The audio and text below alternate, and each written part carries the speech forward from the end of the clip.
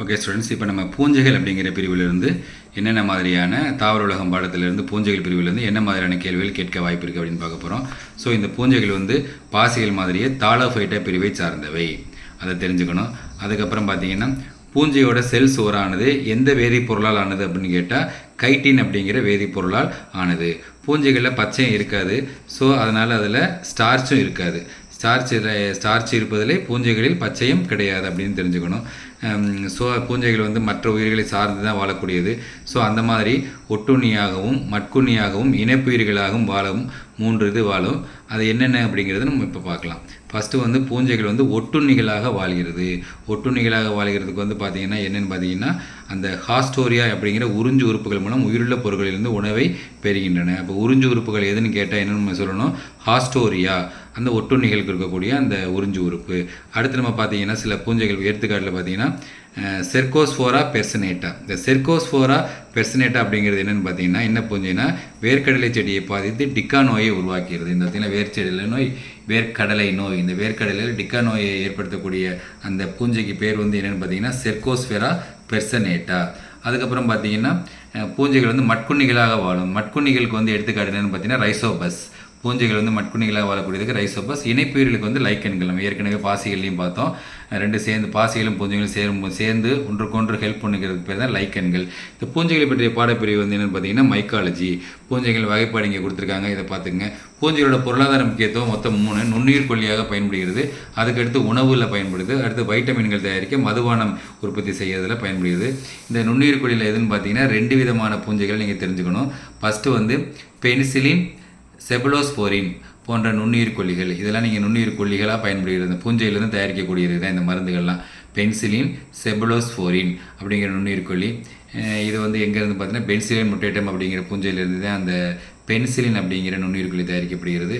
அடுத்து காளான், உணவுக்கு என்ன காளான் பயன்படுகிறது அப்படின்னா அதுக்கு பேருன்னு பார்த்தீங்கன்னா அகாரிக்கஸ். அகாரிக்கஸ்னால் பட்டன், பொத்தான் மாதிரி இருக்குது பார்த்தீங்களா, பொத்தான் காளானத்தை நம்ம அகாரிக்கஸ்ன்னு சொல்லுவோம்.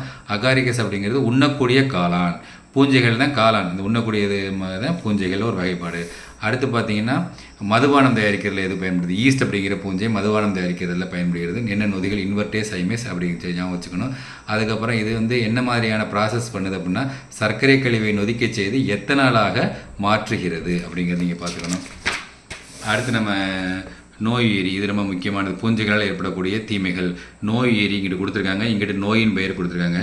ஃபஸ்ட்டு பாருங்கள், ஃபியூசேரியம் ஆக்சிஸ்ஃபோரம் பருத்தியில் வாடல் நோய், செர்கோஸ்போரா பெர்சோனேட்டா வேர்க்கடலின் டிக்கா நோய், கோலிடோட்ரைக்கம் ஃபல்கேட்டம் கரும்பில் சிவப்பு அழுகல் நோய், பைரிக்ளோரியா ஒரைசே நெல்லில் ஃபிளாஸ் நோய், அல்புகோ கேண்டிலோ முள்ளங்கியில் வெண்துரு நோய். ஸோ இந்த நோயுரி பூராமே நீங்கள் படிச்சுக்கணும்.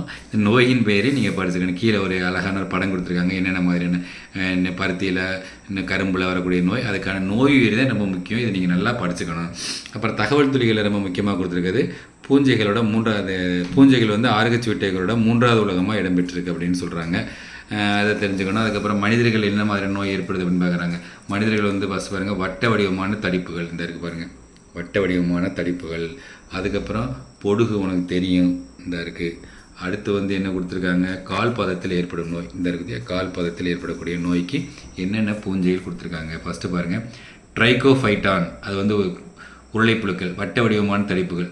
மைக்கோஸ்போரம் ஃபர்ஃபர் பொடுகு, டீனியாபெட்டிஸ் கால் பாதத்தில் ஏற்படும் நோய். இதை நீங்கள் நல்லா படிச்சுக்கணும்.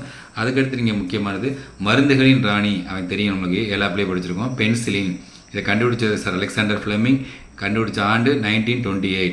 அதுக்கடுத்து பூஞ்சைகளுக்கும் பாசிகளுக்கும் உள்ள வேறுபாடு நீங்கள் லைட்டாக படிச்சுக்கணும். அடுத்து நீங்கள் ரொம்ப முக்கியமாக படிச்சுக்க வேண்டியது இந்த 2 பாக்டீரியா பூஞ்சைகளை பற்றி படிச்சுக்கணும். ஃபஸ்ட்டு பூஞ்சை கிளாவிசெப்ஸ் பர்பூரியா. இது மாயத்தோற்ற பூஞ்சை அப்படிங்கிறாங்க. இது ஒரு